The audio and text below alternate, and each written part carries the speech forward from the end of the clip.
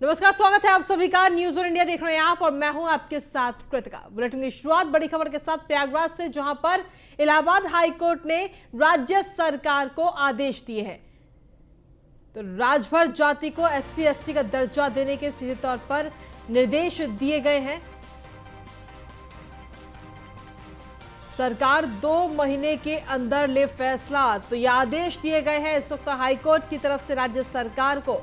फिलहाल OBC वर्ग में आती है राजभर जाति, और राजभर जाति को SC/ST का दर्जा देने के लिए सीधे तौर पर निर्देश इलाहाबाद हाईकोर्ट की तरफ से दिए गए हैं राज्य सरकार को। तो इस वक्त की बड़ी जानकारी आपको दे रहे हैं।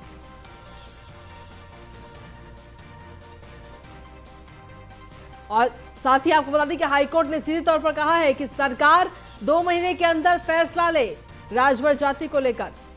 और इसी पर अधिक जानकारी देने के लिए संवाददाता आलोक मालवीय जुड़ गए हैं फोन लाइन पर। आलोक, क्या कुछ ताजा जानकारी आपके पास? राजभर जाति को SC/ST का दर्जा देने के निर्देश हाईकोर्ट की तरफ से दिए गए हैं। जी बिल्कुल, देखिए ये इलाहाबाद हाईकोर्ट का एक अहम फैसला है। इस फैसले से राजभर जाति है जो उन्हें SC/ST का दर्जा मिल जाएगा और उन्हें काफी अधिक सहूलियतें मिल जाएंगी आरक्षण को लेकर। भारतवर्ष की एक जाति समुदाय है, इसे राजभर कहते हैं। इसको लेकर जगह जगह पर भ्रांतियां फैली हुई थी, लेकिन जो ये प्राचीन भारत में इस जाति को अवध से रीवा तक का फैला हुआ साम्राज्य था, और इसमें इस वंश के सबसे महान राजा सुहेल देव थे जी, जिन्होंने 11वीं शताब्दी में मुस्लिम आक्रांताओं से भारतवर्ष की रक्षा की थी। जिस बात को लेकर राजभर बिरादरी उनको अपना अगुआ मानती है और उनकी पूजा करती है, इस बात को लेकर इलाहाबाद हाईकोर्ट ने एक याचिका दाखिल की थी कि ये OBC वर्ग में हमारी जाति आती है, इसे ज्यादा आरक्षण मिलना चाहिए ताकि हमारी जाति के लोग आगे तरक्की कर सके। इसी बात को लेकर इलाहाबाद हाईकोर्ट ने यह फैसला दिया है और नोटिस जारी करते हुए राज्य सरकार को यह आदेश जारी किया है कि 2 महीने में इस पर कुछ उचित फैसला ले। जी, तो 2 महीने का वक्त दिया गया है कि अगर जो राजभर जाति है उसे SC/ST में शामिल करने के लिए। जी बिल्कुल, इसके लिए सरकार को 2 महीने का वक्त दिया गया है कि OBC से इन्हें SC/ST में लाया जाए और लाकर पूरी फॉर्मेलिटीज पूरी करके हमें इलाहाबाद हाईकोर्ट में आकर बताया जाए। फिलहाल ऑपरेटिव पोर्शन आया है, अभी इसके आदेश अपलोड नहीं हो पाए हैं। अपलोड होते ही पूरी जानकारी और विस्तृत मिल पाएगी। जी, चलिए, बहुत बहुत शुक्रिया आलोक तमाम जानकारी और अपडेट्स देने के लिए। तो आपको बता दें कि 2 महीने का वक्त राज्य सरकार को दिया गया है इलाहाबाद हाईकोर्ट की तरफ से। राजभर जाति को SC/ST का दर्जा देने के सीधे तौर पर निर्देश हाईकोर्ट ने दिए हैं।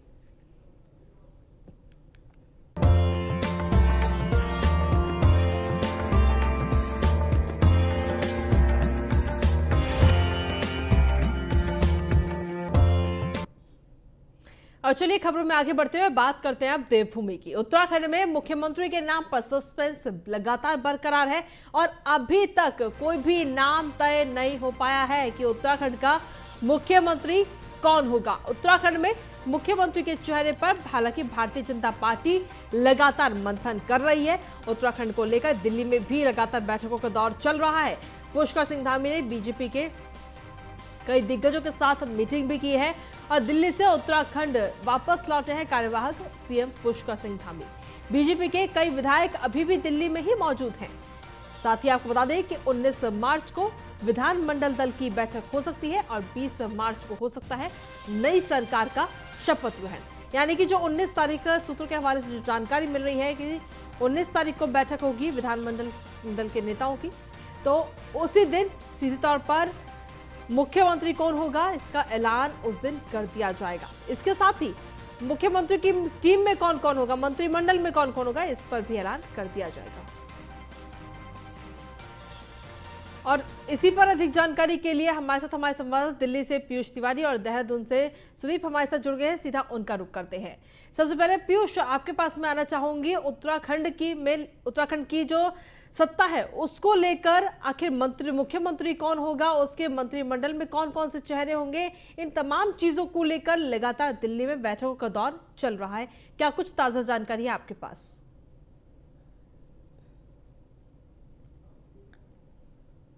बैठक भारतीय जनता पार्टी ने बुलाई थी, जिसमें उत्तराखंड के कार्यवाहक मुख्यमंत्री पुष्कर सिंह धामी भी मौजूद थे और जो संगठन के BL संतोष वो भी उस बैठक में मौजूद थे। इसके अलावा भारतीय जनता पार्टी के राष्ट्रीय अध्यक्ष JP नड्डा, और केंद्रीय मंत्री प्रहलाद जोशी के अलावा जो मदन कौशिक हैं, उत्तराखंड के प्रदेश अध्यक्ष है भारतीय जनता पार्टी के, वो भी इस बैठक में मौजूद थे और तमाम तरीके की चर्चाएं की गई। चूंकि उत्तराखंड में मुख्यमंत्री अपनी सीट नहीं बचा पाए हैं, इसको लेकर यहाँ पे चिंतन और मंथन किया गया है कि क्या पुष्कर सिंह धामी को फिर से रिपीट किया जाए या नहीं किया जाए। इसके अलावा कई लोग जो हैं, कई विधायक जो जीत के आए हैं भारतीय जनता पार्टी के, वो भी कहीं ना कहीं अब दावा कर रहे हैं मुख्यमंत्री बनने के लिए। हालांकि कोई भी खुलकर बोलने के लिए तैयार नहीं है, इशारों में लोग दावे कर रहे हैं। अगर हम बात करें तो आज पुष्कर सिंह धामी फिर से उत्तराखंड लौट चुके हैं और जो अगर दिल्ली में कई नेताओं का, उत्तराखंड के नेताओं का जमावड़ा लगा हुआ है। खुद जो मंत्री रहे हैं उत्तराखंड में अरविंद पांडे, इसके अलावा तमाम जो राज्यसभा सांसद थे नरेश बंसल, तमाम भारतीय जनता पार्टी के जो नेता थे, जो पदाधिकारी थे उत्तराखंड के, वो दिल्ली दौरे पे थे। एक खास बात देखिए कि कल शाम को पुष्कर सिंह धामी और अनिल बलूनी जो राज्यसभा सांसद हैं, वो एक साथ संसद भवन में जाते हैं और गृह मंत्री अमित शाह से मुलाकात करते हैं। निश्चित तौर पे इसके बाद अगर कहीं ना कहीं देखा जाए तो पुष्कर सिंह धामी को लेकर ये भी कयास लगाया जा रहे हैं कि अभी भी वो सीएम रेस से बाहर नहीं है। जिस प्रकार से पुष्कर सिंह धामी के हाथ में आखिरकार पिछली बार जब कमान दी गई थी तो यहाँ से कई नेताओं को भेजा गया था पर्यवेक्षक के रूप में, और बाद में पुष्कर सिंह धामी को कमान दी गई 2 मुख्यमंत्री बदलने के बाद। तो अभी भी राष्ट्रीय नेतृत्व को लगता है कि प्रधानमंत्री के नाम के अलावा पुष्कर सिंह धामी के चेहरे पर भी उत्तराखंड में वोट पड़े हैं। हालांकि वो किस वजह से हार गए, कई समीकरण होते हैं, जातिगत समीकरण होते हैं, कई सीटों पे कई बातें होती है, जिसके वजह से एक कारण ये भी बताया जा रहा है कि पुष्कर सिंह धामी चूंकि अलग अलग सीटों पे प्रचार प्रसार करने के लिए जाते थे, मुख्यमंत्री थे, तो काफी उनका प्रभाव भी था। इस वजह से भी शायद अपने क्षेत्र में वो समय नहीं दे पाए। कई पहलू है जिसकी वजह से हार गए, ऐसा कई नेताओं का भी मानना है। और कई नेता ये भी मानते हैं कि चूंकि हार गए हैं तो इन्हें मुख्यमंत्री बनाना ठीक नहीं होगा। अलग अलग बिंदुओं पर कल दिल्ली में चर्चा हुई है। जब विधायक दल की जो बैठक होगी उसमें नाम का खुलासा हो जाएगा। कई अगर हम बात करें, रक्षा मंत्री राजनाथ सिंह को उत्तराखंड का पर्यवेक्षक बनाया गया, सह पर्यवेक्षक जो है वो मीनाक्षी लेखी को बनाया गया है। वो दोनों एक तरीके से रिपोर्ट कार्ड वहां से तैयार किया जाएगा, सहमति देखी जाएगी कि कितने विधायकों की सहमति जो है वो पुष्कर सिंह धामी के नाम पर बनती है। इसके बाद कोई फैसला राष्ट्रीय नेतृत्व लेगा। जी चलिए पीयूष, आप लगातार बने रहिए। हमारे साथ में सुदीप जैन भी इस वक्त जुड़े हुए हैं देहरादून से। सुदीप, अगर देखा जाए तो 10 तारीख को नतीजे आए थे और 10 तारीख से आज 16 तारीख हो चुकी है, 6 दिन बीत चुके हैं, लेकिन उत्तराखंड का मुख्यमंत्री कौन होगा इस पर सस्पेंस लगातार बरकरार है। देखिए, भारतीय जनता पार्टी एक राष्ट्रीय पार्टी होने के साथ ही बहुत बड़ा दल है और इतने बड़े फैसलों में यहाँ सामूहिक निर्णय होता है। हम देखते आए हैं किस प्रकार से त्रिवेंद्र सिंह रावत रातों रात हटे, किस प्रकार से तीरथ सिंह रावत का चौंकाने वाला नाम सामने आया। वो दिल्ली जा रहे थे, उन्हें फोन आया कि आपको एक बैठक में महत्वपूर्ण रहना है, बात को आप दिल्ली आना। इतनी गोपनीयता बरती गई। और पुष्कर सिंह धामी जो तीरथ के साथ डिप्टी सीएम बन सकते थे, उन्होंने सोचा नहीं था कि 3 महीने बाद वो मुख्यमंत्री बनने जा रहे हैं। तो जहां तक आपने मुख्यमंत्री के प्रश्न की बात की है, तो मुख्यमंत्री को लेकर कल महत्वपूर्ण 3 बैठकें अलग अलग हुई हैं, जिसमें राष्ट्रीय अध्यक्ष जेपी नड्डा के साथ अनिल बलूनी जो राज्यसभा सांसद व राष्ट्रीय मीडिया प्रभारी भारतीय जनता पार्टी हैं, वह पुष्कर सिंह धामी की एक अलग बैठक हुई। इसके बाद ये अमित शाह से संसद भवन में मिले। इसके बाद इनकी फिर एक जेपी नड्डा से बैठक हुई है। मुख्यमंत्री सुबह रवाना हो गए हैं दिल्ली से खटीमा के लिए और माना जा रहा है कि कल दोपहर बाद वो देहरादून आ जाएंगे। 19 तारीख को ऑब्जर्वर्स को आना प्रस्तावित है। भी दिल्ली में भी और उत्तराखंड के भी भाजपा के बड़े नेताओं से मेरी बात हुई। उनका कहना है कि मुख्यमंत्री पुष्कर सिंह धामी मुख्यमंत्री बनने की रेस में सबसे आगे हैं और आज देर रात तक कोई ना कोई ठोस निर्णय हो जाएगा, क्योंकि इसमें संगठन की भी राय ली जानी है, प्रदेश नेतृत्व की भी राय ली जानी है और हाईकमान क्या चाहता है ये भी देखा जाएगा। महत्वपूर्ण बात यह है कि धामी चुनाव हार चुके हैं, ये बात सही है, लेकिन मिथक जो टूटा उत्तराखंड में भारतीय जनता पार्टी का एक बहुत बड़ा सूखा खत्म हुआ है। इसे हम ऐसे भी समझें क्योंकि हर 5-5 साल पे एक दल को सरकार मिलती थी। अब जानकार ये बता रहे हैं कि आज रात तक बहुत कुछ स्पष्ट हो जाएगा। औपचारिक ऐलान के लिए 19 तारीख का यानी होली के अगले दिन का दिन शनिवार का इंतजार करना होगा। बिल्कुल, अगर देखा जाए तो मंथन लगातार चल रहा है। फिलहाल आप दोनों का बहुत बहुत शुक्रिया। तो मंथन तो लगातार चल रहा है कि उत्तराखंड का मुख्यमंत्री कौन होगा और सस्पेंस भी उम्मीद की जा रही है कि आज शाम तक सस्पेंस भी क्लियर कर दिया जाएगा। हालांकि औपचारिक घोषणा होली के बाद ही की जाएगी। इसी के साथ खबरों में आगे बढ़ते हैं। उत्तराखंड में भारतीय जनता पार्टी के प्रचंड बहुमत के साथ दोबारा जहां सत्ता में वापसी कर रही है, तो वहीं पुष्कर सिंह धामी और उनके करीबी मंत्री 2 विधायक भी चुनाव हार गए हैं। इसमें लक्सर से विधायक संजय गुप्ता और किच्छा विधायक राजेश शुक्ला का नाम शामिल है और माना जा रहा है कि कामकाज के आधार पर पुष्कर सिंह धामी को दोबारा सत्ता सौंपी जा सकती है, लेकिन इनके करीबियों और चुनाव हार चुके विधायक प्रत्याशियों का आखिर भविष्य क्या होगा, ये सवाल लगातार बना हुआ है।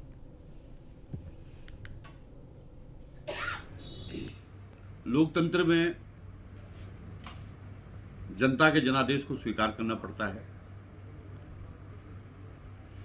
चुनाव बड़े बड़े नेता कई बार हार जाते हैं, ये वहाँ की परिस्थितियों पर और वहाँ की कई बार उस पर भी निर्भर करता है। हमारे लिए सुकून की बात यह है कि हमने उत्तराखंड राज्य के अंदर 2/3 ज़्यादा बहुमत उत्तराखंड की जनता ने भारतीय जनता पार्टी को दिया है और भारतीय जनता पार्टी की सरकारी उत्तराखंड में बनने वाली है। जो भी नेता हैं उनके सबका उपयोग होगा।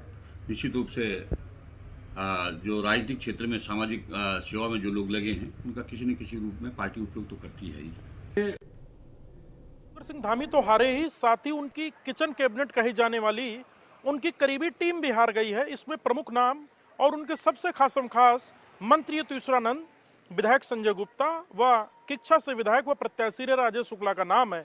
अब सवाल ये चर्चाओं में है कि यदि मुख्यमंत्री पुष्कर सिंह धामी को रिपीट पार्टी उनके कामकाज के आधार पर कर रही है तो इनके साथी संघियों का क्या होगा?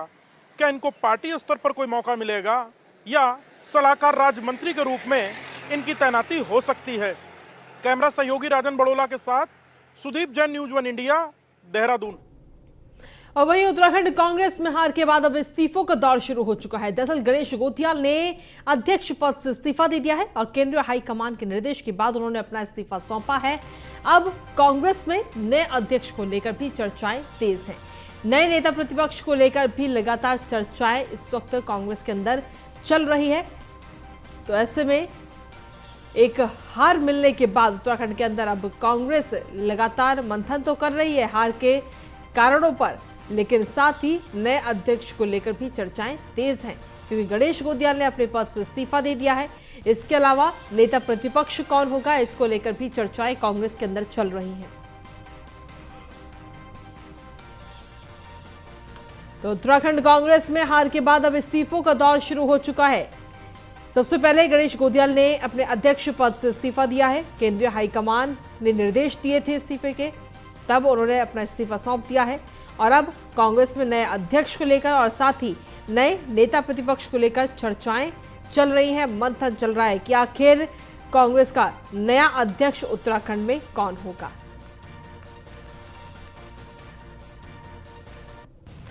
हाईकमान ने जहां 5 राज्यों में हमारे चुनाव के पूछना, वहाँ के प्रदेश अध्यक्षों ने त्यागपत्र मांगा और सारे प्रदेश अध्यक्षों ने कल त्यागपत्र दिया है।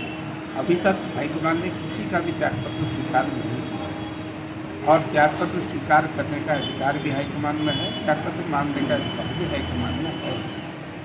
और किसका त्यागपत्र स्वीकार करेंगे या नहीं करेंगे ये हाईकमान पर निर्भर करता है। निश्चित रूप से चुनाव सामूहिक नेतृत्व में लड़ा गया है, लेकिन आपने ये बात सही कही है कि मैं समझता हूँ कि अगर अध्यक्ष जी के सिर पर इतना नहीं तोड़ना चाहिए, अध्यक्ष जी की वो जिम्मेदार नहीं ठहराना चाहिए। ये सब हम सब लोग की नैतिक जिम्मेदारी की बनती है कि हम सब लोग भी अध्यक्ष जी के साथ खड़े रहें, ये हमारा नैतिक जिम्मेदारी। वहीं ऋषिकेश से विधायक प्रेमचंद अग्रवाल ने बुधवार को रक्षा मंत्री एवं उत्तराखंड के पर्यवेक्षक राजनाथ सिंह से दिल्ली में शिष्टाचार भेंट की। इस दौरान केंद्रीय रक्षा मंत्री ने विधानसभा अध्यक्ष प्रेमचंद अग्रवाल को ऋषिकेश विधानसभा क्षेत्र से चौथी बार निर्वाचित होने और उत्तराखंड में बीजेपी को मिली प्रचंड जीत के लिए बधाई दी। इस शिष्टाचार मुलाकात के दौरान राजनाथ और प्रेमचंद अग्रवाल के बीच उत्तराखंड के राजनीतिक माहौल समेत विभिन्न विषयों पर भी वार्ता हुई।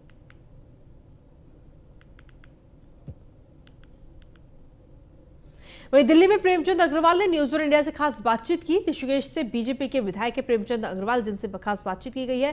प्रेमचंद अग्रवाल ने कहा कि मैं भी सीएम पद की दौड़ में हूं, मैं 4 बार का विधायक हूं, ऐसा उनका कहना है।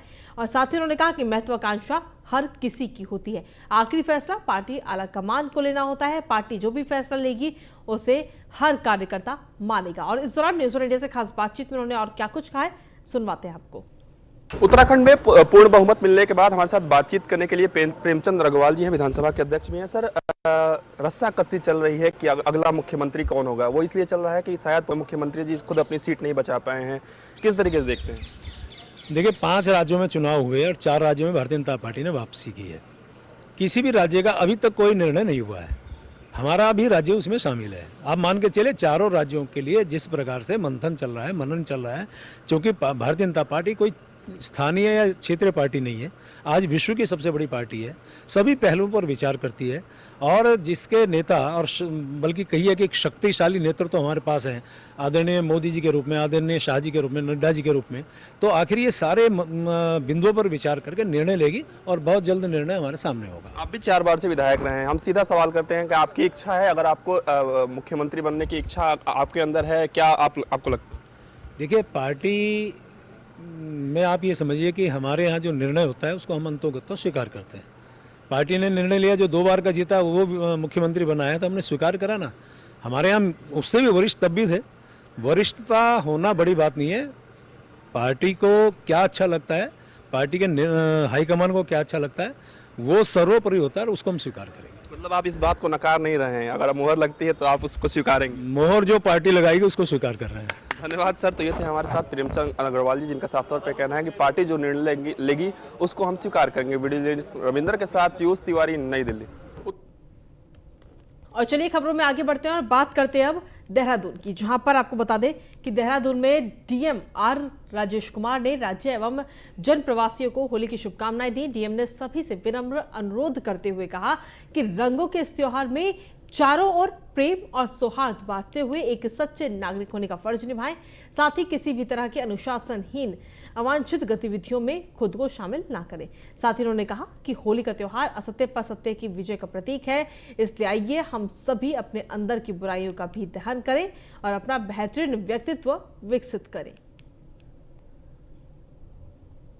आप सभी को होली पर्व की हार्दिक शुभकामनाएं। आज मैं डॉक्टर आर राजेश कुमार, जिलाधिकारी देहरादून, एक अधिकारी के तर्ज से नहीं बल्कि एक जिम्मेदार नागरिक के रूप में आप सभी से विनम्र अनुरोध करना चाहता हूं कि रंगों के इस त्योहार होली में सभी चारों ओर प्रेम और सौहार्द बांटते हुए एक सच्चे नागरिक होने का फर्ज निभाएं। रंग में भंग ना करें, ऐसी अनुशासनहीन अवांछित गतिविधियों में खुद को शामिल ना करें जिससे बाद में आपको या आपके परिवार वालों को शर्मिंदगी का एहसास हो। आप सभी पहाड़ों की रानी मसूरी के लोगों और यहां आने वाले पर्यटकों के लिए खुशखबरी है। मसूरी जल्द ही हवाई सेवा से जुड़ने वाला है। दरअसल सिविल एविएशन के अधिकारियों ने शहर में हेलीपैड और हेलीड्रोन निर्माण स्थल का निरीक्षण किया। सरकार रीजनल कनेक्टिविटी स्कीम उड़ान योजना के तहत मसूरी में हवाई सेवा शुरू करना चाहती है। एसडीएम नरेश दुर्गापाल का कहना है कि पर्यटन नगरी में हेलीपैड और हेलीड्रोन का निर्माण कराया जाना है, जिसमें 2 से 3 जहाज लैंड कर सकेंगे। मसूरी के लिए जो शासन के निर्देश हैं, यहाँ हमें एक हेलीपैड और हेलीड्रोन के शक्ल में एक बनाना है जिस पर 2-3 जहाज भी एक साथ लैंड कर सकें। पर्पज उसका गवर्नमेंट का ये है कि जो रीजनल कनेक्टिविटी स्कीम है उड़ान योजना, वो और टूरिज्म जो मसूरी का है, इन दोनों को ध्यान में रखते हुए कुछ ऐसा प्लेस तय किया जाए जहाँ पर फ्यूचर में अच्छा सा एक हेलीपोर्ट के रूप में विकसित किए जा सकें। तो उसके लिए हम एक प्राइमरी सर्वे आज सिविल एविएशन डिपार्टमेंट के साथ अभी हम ज़मीन देख रहे हैं। 2-3 साइडें अलग अलग देखी हैं, जो भी फिजिबल साइड होगी और उसकी रिपोर्ट हम गवर्नमेंट को भेज रहे हैं शासन को। शासन उस पर निर्णय लेगा कि जो उनके लिए ठीक लैंड होगी, फिर उसको उस पर आगे जाके फिर कार्रवाई की जाएगी, उसको एक्विजिशन वगैरह की कार्रवाई। वहीं हरिद्वार में 12 से 14 साल के बच्चों के लिए भी अब बुधवार से कोविड टीकाकरण अभियान शुरू हो चुका है। नगर स्वास्थ्य अधिकारी हेमंत आर्या का कहना है कि जिले में वैक्सीनेशन के लिए कई केंद्र बनाए गए हैं। हेमंत का कहना है कि जिले के ब्लॉकों में भी एक वैक्सीनेशन सेंटर खोला गया है। अभी तक 15 साल से ऊपर तक के किशोरों का टीकाकरण किया जा रहा था। अब सरकार ने 12 से 14 साल तक के बच्चों के टीकाकरण को भी शुरू करने का निर्णय लिया है। देखिए, आज 16 मार्च 2022 को राष्ट्रीय टीकाकरण दिवस के रूप में मनाए जाने हेतु जैसे दिशा निर्देश प्राप्त हुए हैं, इसमें हम ख़ास तौर पे जो हमारी महिला कार्यकर्ती हैं जिन्होंने वैक्सीनेशन में, टीकाकरण में बहुत महत्वपूर्ण योगदान दिया है, और आशा कार्यकर्ती है जिन्होंने कोई भी टीकाकरण कार्यक्रम हो, चाहे पल्स पोलियो हो, चाहे कोविड टीकाकरण हो, उनको भी हम लोग आज सम्मान देंगे। और सबसे खुशी की बात यह है कि आज 12 से 14 वर्ष की आयु के बच्चों का टीकाकरण शुरू किया जा रहा है और इसमें जो है कॉर्बीवैक्स नामक वैक्सीन जो है उसका इस्तेमाल किया जा रहा है। देखिए आज वहीं हरिद्वार से बड़ी जानकारी, जहां पर पथरी में आबकारी विभाग की छापेमारी की गई है और अवैध रूप से चल रही थी कच्ची शराब बनाने का कारोबार। इस वक्त की बड़ी जानकारी आपको दे रहे हैं हरिद्वार से। छापेमारी में करीब 2500 लीटर लहन और 35 लीटर कच्ची शराब बरामद की गई है। निरीक्षक संजय रावत का ये बयान भी सामने आया है। इस पूरे मामले को लेकर के कच्ची शराब का अवैध कारोबार बर्दाश्त नहीं किया जाएगा, ये बयान इस वक्त दिया गया है। तो इस पूरे मामले में आबकारी निरीक्षक संजय रावत का बयान सामने आया है। और खबरों में आगे बढ़ते हुए बात करेंगे अब डोईवाला की, जहां पर लच्छीवाला टोल प्लाजा के पास एक चलती बस में अचानक से आग लग गई और कुछ ही देर में ये बस जलकर खाक हो गई। यूपी रोडवेज की ये बस थी और इस बस में करीब 37 यात्री सवार थे। हालांकि जो यात्री है वो पूरी तरीके से सुरक्षित है और यात्रियों को देहरादून से हरिद्वार ये बस लेकर जा रही थी। रोडवेज बस स्पार्किंग के चलते ये हादसा हुआ है। तो इस बस में करीब 37 यात्री मौजूद थे। हालांकि समय रहते ही उन्हें बस से उतार दिया गया, जिसके बाद में ये बस जलकर खाक हो गई। वहीं उत्तराखंड में रक्तदान और नेत्रदान के बाद अब देहदान करने की भी मुहिम सामने आने लगी है। लॉयंस क्लब ऋषिकेश के प्रयासों से कई नागरिकों ने मरने के बाद अपना शरीर मेडिकल इंस्टीट्यूट को दान देने का निर्णय लिया है, जिससे चिकित्सा के क्षेत्र में मृत शरीर पर मेडिकल के छात्र ज्यादा से ज्यादा एक्सपेरिमेंट करके बीमार लोगों की जान बचाने के लिए नई टेक्नोलॉजी इजाद कर सके। वहीं आपको बता दें कि ऋषिकेश के अशोक आर्य और उनकी पत्नी शशि आर्य के साथ राजेंद्र पंत और हरिद्वार के उत्तम सिंह ने मरने के बाद अपना शरीर जौलीग्रांट स्थित हिमालयन इंस्टीट्यूट को दान कर दिया है। हमारे पास उनका जो लेटर आए हैं, डोनेशन फॉर्म आया है, साथ में लॉयंस क्लब ऋषिकेश की एक बहुत बड़ी अहम भूमिका रही है इसमें। और लॉयंस क्लब समय समय पे अस्पताल के साथ मिलकर के अन्य क्षेत्रों में भी काम करता है, जिसमें आई डोनेशन है या ब्लड डोनेशन है। तो लॉयंस क्लब ने एक मुहिम चलाई है ऋषिकेश में कि जो लोग अपनी बॉडी को दान देना चाहते हैं तो मेडिकल कॉलेज में रिसर्च के लिए मेडिकल बच्चों के काम आ जाएंगी, क्योंकि मेडिकल बच्चों को, मेडिकल कॉलेज के बच्चे होते हैं, उनको सीखना होता है, पहले बॉडी के ऊपर ही सीखते हैं वो। तो एक बहुत सराहनीय कदम, मैं कहूँगा बहुत बहुत साधुवाद लॉयंस क्लब ऋषिकेश को। और निश्चित तौर पर इस तरह की जो एक मुहिम है, इससे अन्य लोगों को भी प्रेरणा मिलेगी कि वो अपने शरीर को मेडिकल कॉलेजों में रिसर्च के लिए, मेडिकल स्टूडेंट्स के लिए अपना दान देंगे। तो एक बहुत बड़ा कदम, बहुत बड़ा दान आज हो रहा है। एक्चुअली कई मेडिकल कॉलेजों में देखा, जो मेरे डॉक्टर लोग मित्र भी हैं, उनको ये एक बहुत बड़ी समस्या आती है कि हमारे यहाँ बच्चों के, जो बच्चे रिसर्च करना चाहते हैं या सर्जन तो तैयार होते हैं, उनके लिए हमारे यहाँ बॉडियों की बहुत कमी है, जिसके कारण, क्योंकि हमारे हिंदू धर्म में एक अंत्येष्टि करना एक आवश्यक नियम है, जिसके कारण कि हमें बॉडियाँ उनको हॉस्पिटल में नहीं मिल पाती। तो मेरा ये विचार है कि हम सभी अपने अपने शरीर का दान कर सकें, क्योंकि जल के तो वेस्ट हो जाती है। तो आने वाले समय में चिकित्सा के क्षेत्र में, इसके रिसर्च के अनुसंधान के क्षेत्र में मुझे लगता है छात्र लोग अच्छा काम कर सकें। मैं और मेरी पत्नी दोनों ने अपने मृत्यु के पश्चात शरीर का दान किया हुआ है और जौलीग्रांट में हमने अपनी बॉडी को एग्रीमेंट करा के यहाँ। नई टिहरी में गर्मी का सीजन शुरू होते ही स्वास्थ्य विभाग अलर्ट पर नजर आ रहा है और बीमारियों की रोकथाम के लिए जनपद पुलिस तैयारी में जुट गई है। बता दें कि गर्मियों के समय भारी संख्या में पर्यटक घूमने आते हैं और ऐसे में बीमारियों का खतरा भी लगातार बना रहता है, जिसके चलते मुख्य चिकित्सा अधिकारी डॉक्टर संजय जैन ने जिले में साफ सफाई से लेकर दवाओं का छिड़काव करने के निर्देश दिए हैं। साथ ही सभी आवश्यक निर्देश देकर विभाग को अलर्ट मोड पर रखा गया है, ताकि स्वास्थ्य संबंधी समस्या पैदा ना हो पाए।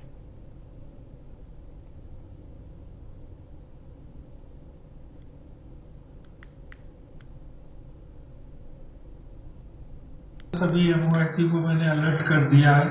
और एक अभी हमें एक RBSK की नई टीम मिली थी चुनाव आचार संहिता से पहले, तो उसके अब मैंने आदेश कर दिए हैं आचार संहिता खत्म होने के बाद।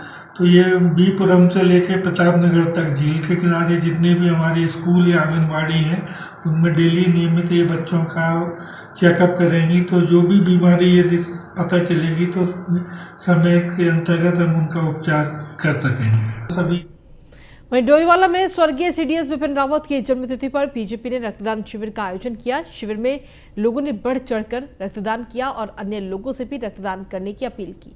वहीं अतिथि के रूप में पहुंचे स्थानीय विधायक ब्रजभूषण गेरोला ने कहा कि स्वर्गीय जनरल विपिन रावत के बलिदान को हमेशा याद रखा जाएगा। साथ ही रक्तदान पर उन्होंने कहा कि रक्तदान महादान है, जिसमें एक व्यक्ति दूसरे लोगों की जान बचा सकता है। हमारे लिए बहुत आवश्यक है, हर व्यक्ति को करना चाहिए।